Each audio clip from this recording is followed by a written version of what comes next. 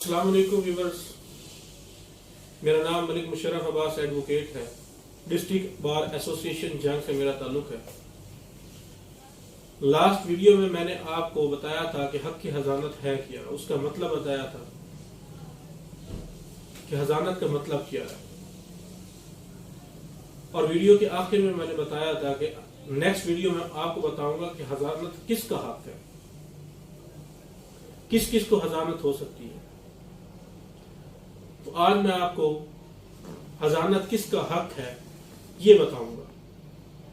Video شروع کرنے سے پہلے میں آپ کو بتاتا چلوں کہ آپ میرا چینل جی ایم لا فارم دیکھ رہے ہیں۔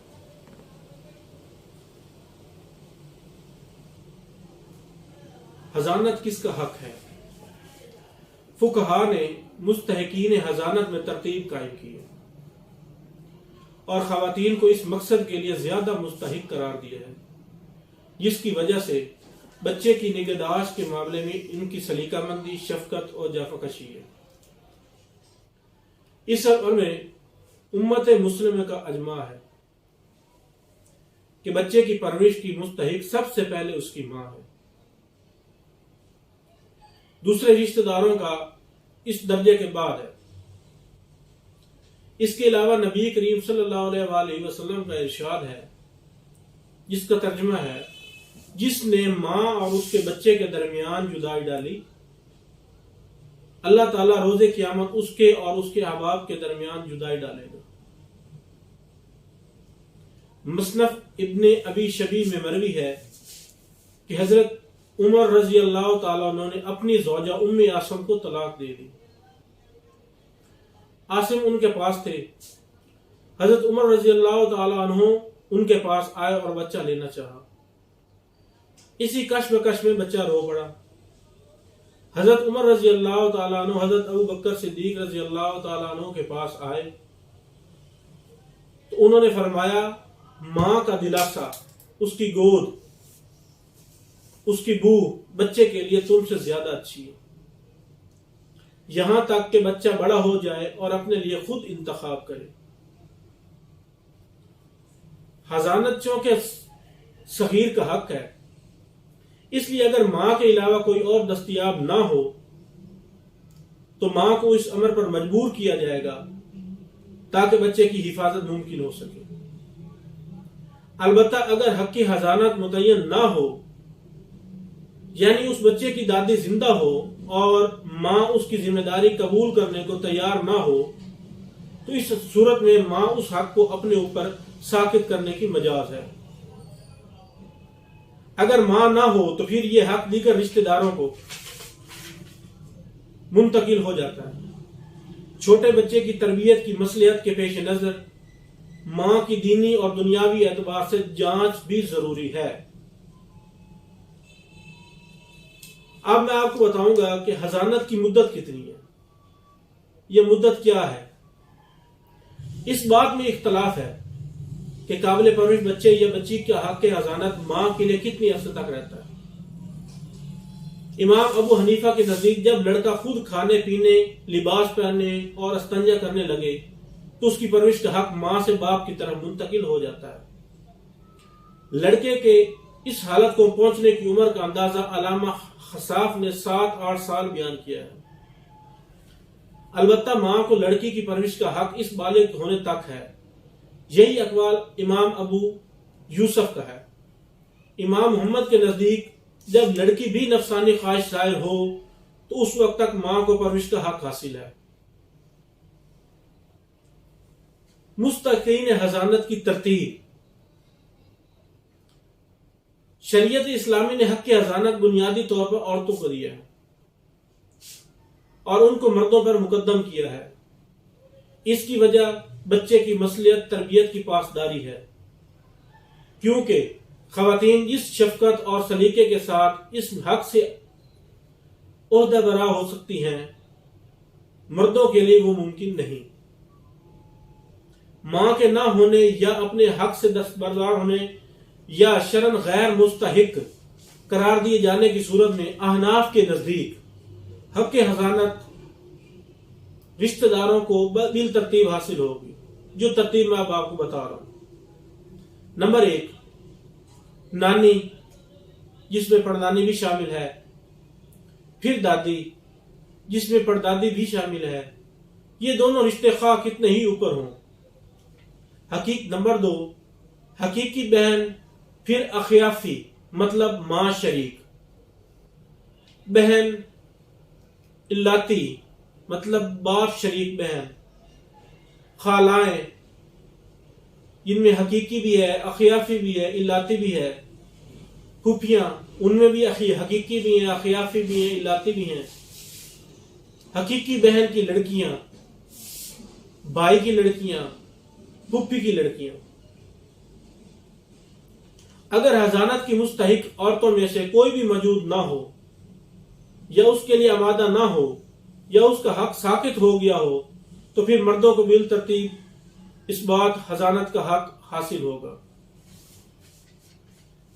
ترتیب اسبات سے مراد یہ ہے کہ میراث کی تقسیم میں میت کے باپ کی جانب سے قرابت رکھنے والے لوگ، جن کو اسبا کہا جاتا ہے، جس ترتیب سے مستحق وراثت بنتے جاتے ہیں، اسی ترتیب سے یہاں بھی بچے کی تربیت ان کا استحقاق ثابت ہوگا۔ جیسے باپ، پھر دادا، پھر حقیقی بھائی، پھر پدری بھائی، پھر حقیقی بھائی کی اولاد۔ لیکن لڑکی کی حضانت کے موقع پر اسبات میں اس امر کا لحاظ رکھنا ہوگا کہ وہ اچھے کردار والا اور دیانت دار ہو۔ فاسق یا خائن ہونے کی صورت میں اس کو حق حضانت حاصل نہ ہوگا۔ اس طرح اسبات کے لیے مسلمان ہونا بھی شرط ہے۔ مرد حضرات کی اس حق کے اعتبار سے ترتیب یوں ہوگی: نمبر 1 باپ، نمبر 2 دادا، نمبر 3 حقیقی بھائی، نمبر 4 الاتی بھائی، نمبر 5 حقیقی بھتیجا، نمبر 6 الاتی بھائی کا بیٹا، نمبر 7 حقیقی چچا، نمبر 8 الاتی چچا، نمبر 9 حقیقی چچا کا بیٹا، نمبر 10 الاتی چچا کا بیٹا، اور نمبر 11 باپ کا حقیقی چچا وغیرہ۔ حضانت سے متعلقہ شرائط میں سے بعض کا تعلق محزون زیر پرورش بچے سے اور بعض کا حاضن یعنی پرورش کرنے والے سے ہے۔ محزون چونکہ وہ ہوتا ہے جو شعور سے عاری ہونے کی وجہ سے نقصان دور کرنے پر قادر نہیں ہوتا، جیسے بچہ اور فاطر العقل، اس لیے حضانت ان دونوں افراد کے لیے ثابت ہوتی ہے۔ بالغ اور عقل مند انسان حضانت کا مستحق نہیں ہوتا۔ حق حضانت کے ثابت ہونے کے لیے حاضن میں کچھ شرائط پائے جانا ضروری ہے، جن میں ایک مکلف ہونا۔ حضانت کا حق ثابت ہونے کے لیے حاضن کا مکلف یعنی عاقل و بالغ ہونا ضروری ہے، اور وہ امور جن سے احکام شریعت ساقط ہو جاتے ہیں، جیسے کہ جنون، پاگل پن، اور طفولیت، کم عمری وغیرہ، تو ان کے پائے جانے سے حق حضانت ثابت نہ ہوگی۔ چنانچہ مجنون اور مفقود العقل انسان حضانت کا اہل نہیں ہے، اس لیے کہ حضانت کا مقصد بچے کی تربیت ہے، اور یہ لوگ خود اپنی ذات کی نگہداشت کے اہل نہیں ہوتے۔ البتہ اگر بچہ سمجھدار اور ہوشیار ہو تو اس کے حق حضانت میں علماء کا اختلاف ہے، تاہم جمہور کا موقف یہی ہے کہ وہ حضانت کا مستحق نہیں۔ دوسری شرط ہے کہ مسلمان ہونا۔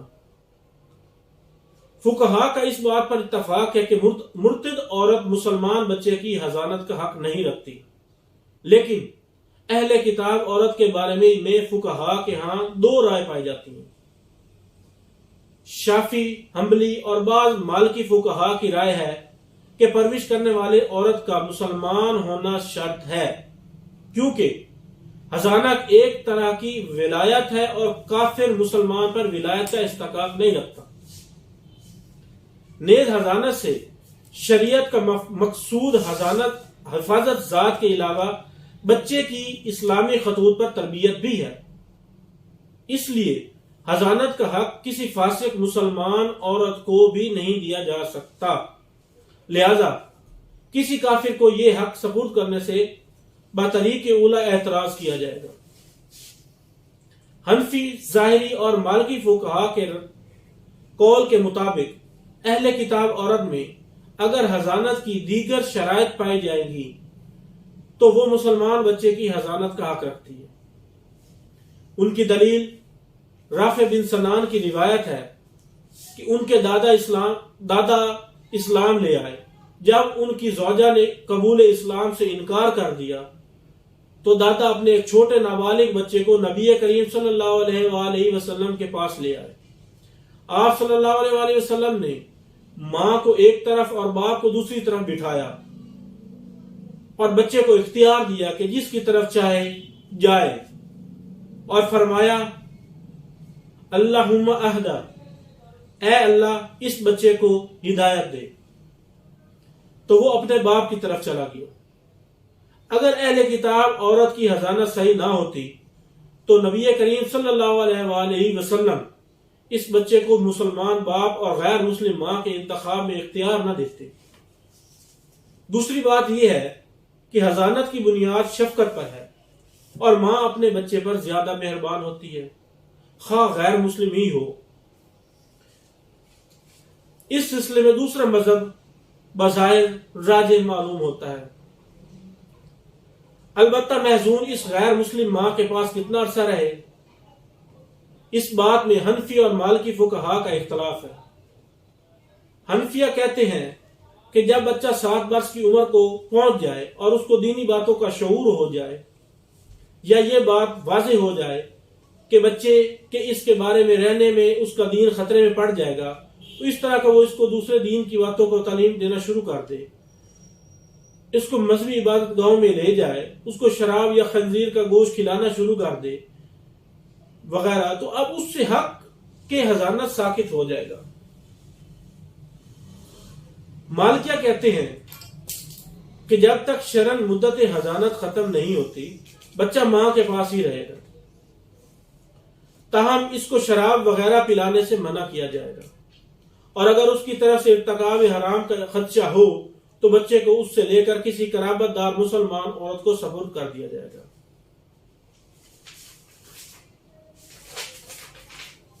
اس کے بعد ہے جی عدالت۔ جمہور فقہا کی رائے میں یہ ہے کہ فاسق حضانت کا حق نہیں رکھتا، کیونکہ حضانت کے مقاصد کے حصول کے لیے فاسق پر اعتماد نہیں کیا جا سکتا۔ اب آگے جو شرط آ رہی ہے قدرت حضانت۔ حاضنہ کے لیے یہ بھی ضروری ہے کہ وہ بچے کی تربیت کی طاقت رکھتی ہو۔ اگر کسی خاتون کو کوئی ایسا مرض یا ضعف لاحق ہو جس کی وجہ سے وہ حضانت کی ذمہ داریاں ادا نہیں کر سکتی، یا وہ بہت بوڑھی ہے، تو ایسے لوگ جو خود دوسرے کے سہارے کے محتاج ہوتے ہیں بچے کی پرورش و نگہداشت کیسے کریں گے؟ اس طرح پرورش کرنے والے خاتون کا امراض مبتدیہ سے محفوظ ہونا بھی ضروری ہے، کیونکہ یہ اس بچے کو لاحق ہو سکتے ہیں۔ اگلی شرط یہ ہے کسی اجنبی شخص سے نکاح نہ ہونا۔ ماں کے حق میں ائمہ اربعہ کے نزدیک یہ بھی شرط ہے کہ اگر والدین میں تفریق ہو گئی ہے اور ماں نے کسی دوسرے اجنبی شخص سے نکاح نہ کیا ہو، البتہ حسن بصری کے نزدیک یہ شرط نہیں، ان کے نزدیک ماں کے دوسرے نکاح کرنے سے اس کا حق حضانت ساقط نہیں ہوتا۔ ابن حزم کا موقف بھی یہی ہے، وہ کہتے ہیں کہ ایسے کوئی صحیح نص موجود نہیں ہے جس سے پتہ چلے کہ وہ کسی دوسرے سے نکاح کرنے یا باپ کے دور دراز کے سفر پر چلے جانے سے ماں کا حق کے حضانت ساقط ہو جاتا ہے۔ اس سلسلے میں وارد ہونے والی روایات میں کوئی تخصیص نہیں کی گئی۔ جہاں تک عورت کی طلاق یافتہ ہونے کا تعلق ہے تو جب تک وہ دوسرے اجنبی سے نکاح نہ کرے تو سب کے نزدیک وہی بچے کی پرورش کی مستحق ہوتی ہے۔ کیونکہ اس کے دل میں بچے کی شفقت اوروں کے مقابلے میں زیادہ ہوتی ہے۔ البتہ اگر وہ مرتد ہو یا کسی ایسے فاسقانہ عمل میں مبتلا ہو جیسے زنا، چوری وغیرہ، جس کی وجہ سے بچے کی تربیت میں نقصان کا خطرہ ہو، تو پھر وہ مستحق نہ رہے گی۔ اس طرح اگر اس عورت کا نکاح کسی قریبی رشتہ دار سے ہو تو اس کا حق حضانت ساقط نہ ہوگا، کیونکہ قریبی رشتہ دار بھی مستحقین حضانت میں سے ہے، اس لیے وہ دونوں مل کر بچے کی کفالت کر سکتے ہیں۔ اگلی شرط ذی رحم محرم ہونا۔ جمہور فقہا کا مذہب ہے کہ پرورش کرنے والے کے لیے یہ شرط ہے کہ وہ بچے کے لیے ذی رحم محرم ہو۔ یہ قول حنفی، مالکی اور ایک قول کے مطابق شافعی فقہا کا ہے، کیونکہ حضانت میں حاضن اور محزون میں اختلاط ہونا، اس لیے محرومیت شرط ہے۔ یہ شرط لڑکیوں کے بارے میں ہے، لیکن اگر زیر پرورش لڑکا ہو تو جمہور فقہا کے نزدیک حاضن کا بچے کے لیے محرم ہونا ضروری نہیں۔ بعض کا کہنا ہے کہ اگر بچی مرغوب طبع ہو تو پھر غیر محرم کی حضانت درست نہیں۔ اس طرح کی بچی کی عمر حنفی اور حنبلی فقہا نے 7 سال طے کی ہے، لہذا چچا کے بیٹے کے لیے چچی کی مرغوب طبع بیٹی کی پرورش جائز نہ ہوگی۔ البتہ اگر اس کا کفیل اس کے علاوہ کوئی اور نہ ہو اور اس کو اپنے آپ کے فتنے میں پڑنے کا اندیشہ نہ ہو تو حنفی فقہا کے نزدیک قاضی کے حکم سے وہ اس کی پرورش کر سکتا ہے۔ اسی طرح حنبلی فقہا کے نزدیک اس بچی کو قابل اعتماد غیر محرم کے سپرد بھی کیا جا سکتا ہے اگر اس کے علاوہ کوئی اور قریبی رشتہ دار دستیاب نہ ہو۔ حق حضانت کے ثابت ہونے کے لیے ضروری ہے، ان کے ساقط ہو جانے سے حق حضانت بھی ساقط ہو جاتا ہے۔ بعض فقہا کہتے ہیں کہ اگر حاضن محزون کو لے کر کسی دور جگہ منتقل ہو جائے تو اس سے بھی حق حضانت ساقط ہو جاتا ہے۔ تاہم اگر یہ انتقال کسی قریبی جگہ میں وقتی ضرورت کے تحت ہو تو اس سے حق حضانت ساقط نہیں ہوتا۔ اس کے بعد جو شرط ہے وہ ہے حضانت کی اجرت۔ ماں اگر باپ سے جدا ہو اور بچے کی حضانت کی کفیل ہو تو اس کا نقطہ باپ کے ذمہ لازم ہوتا ہے، بشرطے کہ بچے کا کوئی مال نہ ہو اور نہ ہی ماں اپنی خوشی سے محض ثواب کی خاطر یہ ذمہ داری بجا لا رہی ہو۔ تاہم زوجین کے درمیان رشتہ زوجیت کے برقرار رہتے ہوئے ماں حضانت کی اجرت کی مستحق نہیں ہے، تاکہ دو نفقے جمع نہ ہوں۔ امام نووی شافعی لکھتے ہیں حضانت کا خرچہ باپ کے ذمہ ہے، کیونکہ نفقہ کی طرح یہ بھی کفایت کے اسباب میں سے ہے۔ حنفی نقطہ نظر کی وضاحت کرتے ہوئے کہتے ہیں کہ جب زوجین میں جدائی واقع ہو جائے تو ماں بچے کی حضانت کی زیادہ حقدار ہے اور نفقہ باپ کے ذمہ ہوگا۔ مسروق سے روایت ہے کہ حضرت عمر رضی اللہ تعالیٰ عنہ ام عاصم کو طلاق دے دی۔ عاصم اپنی دادی کی کفالت میں تھے۔ وہ حضرت ابو بکر صدیق رضی اللہ تعالیٰ کے پاس یہ مقدمہ لے کر گئیں تو آپ رضی اللہ تعالیٰ عنہ نے فرمایا کہ بچہ اپنی دادی کے پاس رہے گا اور نفقہ عمر رضی اللہ تعالیٰ عنہ کے ذمہ ہوگا۔ نفقہ سے یہاں حضانت کی اجرت اور محزون کی ضروریات دونوں مراد ہو سکتی ہیں، یا فقط محزون کی ضروریات مراد ہو سکتی ہیں۔ حضانت کی اجرت میں رہائش کا خرچ اور بوقت ضرورت خادم کی اجرت بھی مراد ہو سکتی ہے۔ جن علماء کے نزدیک پرورش محزون کا حق ہے انہوں نے پرورش کرنے والے کے لیے اس پرورش کی اجرت اور رہائش کو لازم کیا ہے، اور اس میں کسی کا اختلاف نہیں کہ نفقہ اور کپڑوں کا خرچ باپ کے ذمہ ہے اور محزون دودھ پیتا بچہ ہے۔ دودھ پیتا بچہ ہو تو دودھ پلانے کی اجرت بھی باپ کے ذمہ ہے۔ حضانت کی اجرت کے سلسلے میں یہاں ایک صورت کو بیان کرنا مناسب ہوتا ہے کہ بعض اوقات کسی عورت کی اپنے خاوند سے انبن ہو جاتی ہے اور وہ اپنے بچوں کو لے کر میکے چلی جاتی ہے، حتیٰ کہ فسخ نکاح تک نوبت آ جاتی ہے، تو اب وہاں پر ان بچوں کے مصارف کا مسئلہ بھی ہوتا ہے کہ آیا عورت طلاق سے پہلے کہ یہ مصارف اپنے خاوند سے وصول کرے گی یا نہیں۔ اس طرح کے ایک استفتاء کا جواب دیتے ہوئے مولانا محمود حسن گنگوئی تحریر کرتے ہیں کہ گزشتہ نفقہ وصول نہیں کر سکتے۔ قاضی کے نفقہ طے کرنے اور میاں بیوی کے کسی خرچ پر اتفاق سے پہلے اگر عورت اپنے خاوند سے وقت گزشتہ کا خرچ مانگے تو ہمارے نزدیک قاضی اس کے خرچ کا فیصلہ نہیں کرے گا، لیکن اگر زوجین میں معاہدہ ہو گیا تھا کہ زوجہ جو کچھ خرچ کرے گی وہ شوہر سے وصول کرے، اس صورت میں حسب معاہدہ وصول کرنا درست ہے۔ آئندہ کا نفقہ شوہر کے ذمہ ہے، چاہے وہ خود خرچ کرے یا لڑکے کی والدہ کو یا کسی اور کو اپنی جگہ سے ذمہ داری سونپ دے۔ جب یہ عورت لڑکے کے کسی غیر محرم سے نکاح کرے تو حق حضانت اس سے ساقط ہو کر نانی کو حاصل ہوگا۔ والد کے ذمہ نفقہ بلوغت تک واجب ہوتا ہے، 7 سال کی عمر پر ختم نہیں ہو جاتا۔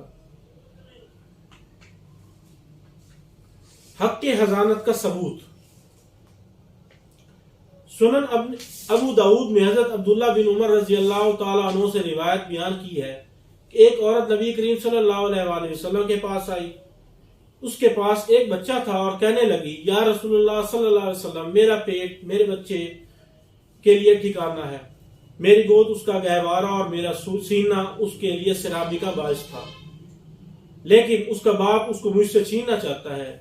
آپ صلی اللہ علیہ وسلم نے فرمایا، جب تک تو اپنا نکاح نہ کرے تو ہی اس پر کی پرورش کی حقدار ہے۔